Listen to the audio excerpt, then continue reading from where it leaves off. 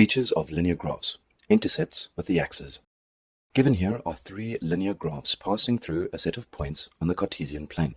The equations of the straight lines are also given. A point where a graph cuts the horizontal axis, or the x-axis, is called an x-intercept. Its coordinates are of the form x, 0. For example, the x-intercept of the graph y equals x minus 3 is 3, 0, because it cuts the x-axis at the point 3, 0. Likewise, the x-intercept of the graph y equals x plus 1 is negative 1, 0, because it cuts the x-axis at the point negative 1, 0. For the graph y equals x, the x-intercept lies at the origin, 0, 0. Observe the point where the graph cuts the vertical axis or the y-axis. Such a point is called a y-intercept.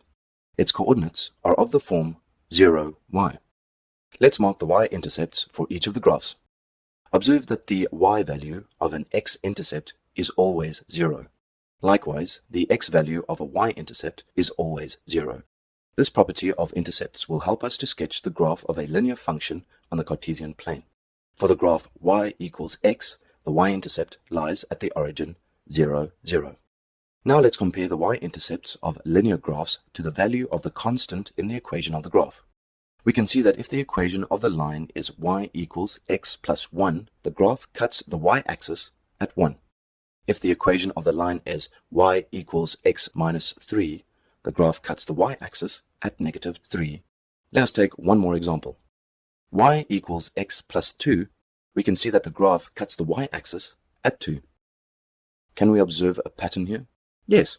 The y-intercepts of the linear graphs match the value of the constant in the equation of the graph. In general, we can say that if the equation of a linear graph is given as y equals mx plus c, the graph cuts the y-axis at c. Need more help? Subscribe to our channel. Can't wait that long? Ask Masky to help you and let the math finally start mathing.